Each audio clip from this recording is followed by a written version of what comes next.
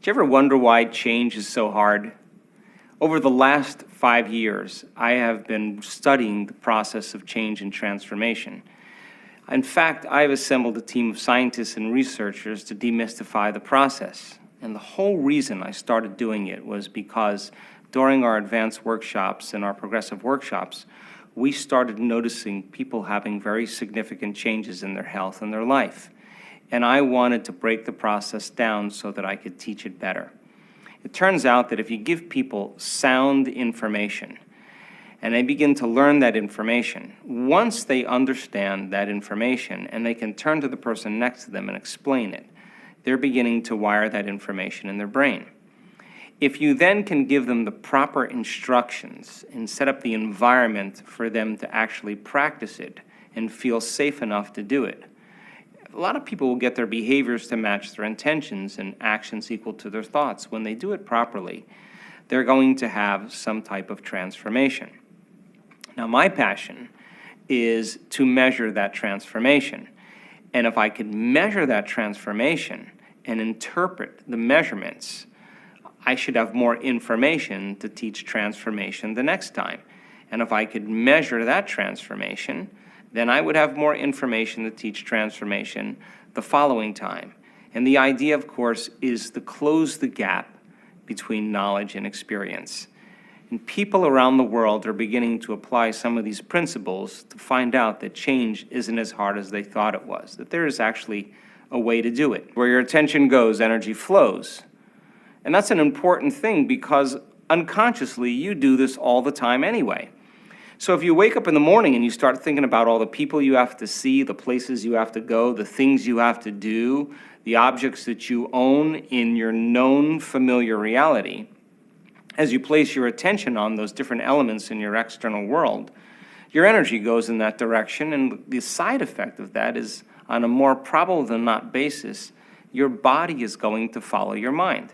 So you wake up in the morning, you have the thought of the toilet.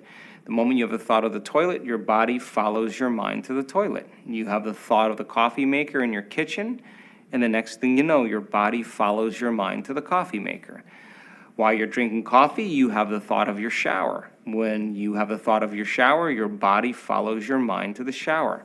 So you see, your body is always following your mind, but it's following it to the known, not to the unknown. So is it possible then that your body can begin to follow your mind to an unknown experience just like it follows your mind to a known experience?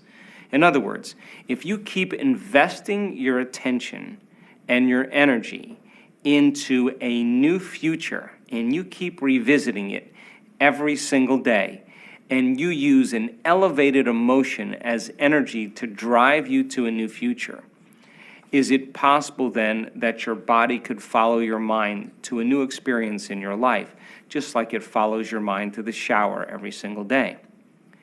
And by the same means, if you're waking up every single morning and you're connecting to the emotions of unhappiness or futility or pain or fear or victimization, the moment you place your attention on an emotion, and an emotion is a chemical residue of the past, the moment you place your attention on a past experience or a past emotion, you are siphoning your energy out of the present moment into the past.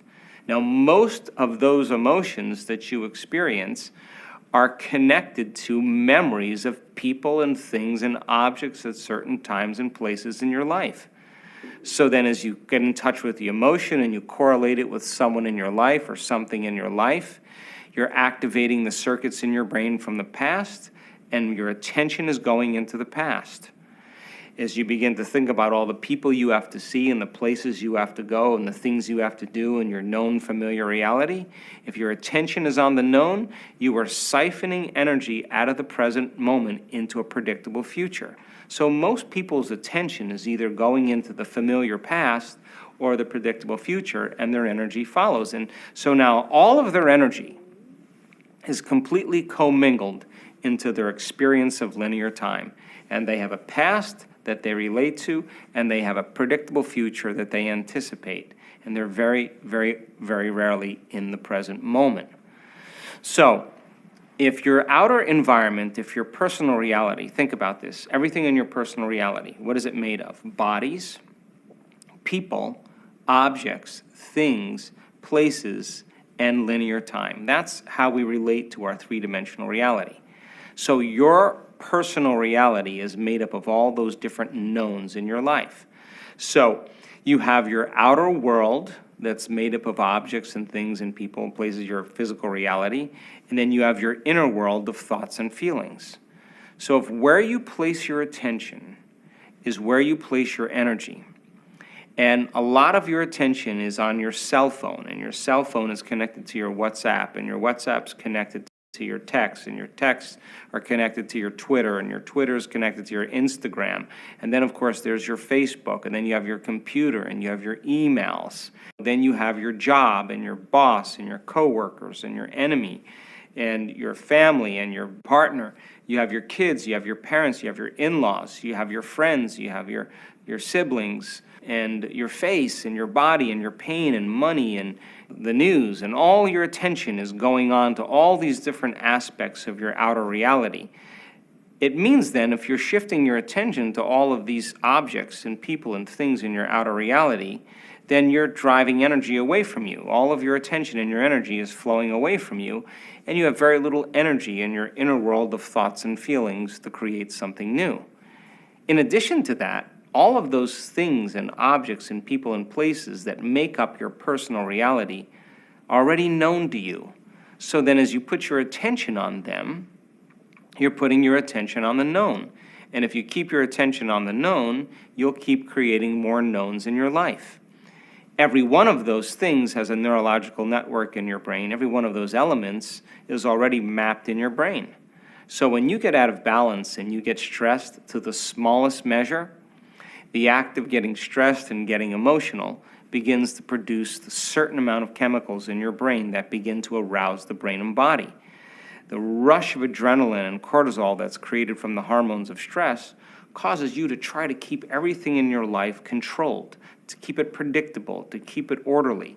And as you shift your attention to one person, to one problem, to one thing, to one place at one time, you're literally activating those circuits in your brain that are associated with memories of all of those things. Another way to say it is, your energy is completely fractured, and so is your biology and brain. And as your attention moves in all these different directions, it's very difficult to create anything new because our energy is moving away from us in all these different elements. So it makes sense then that we're going to have to disinvest our attention and our energy off of all of those things in our outer world to put enough attention and energy on an unknown experience in our life.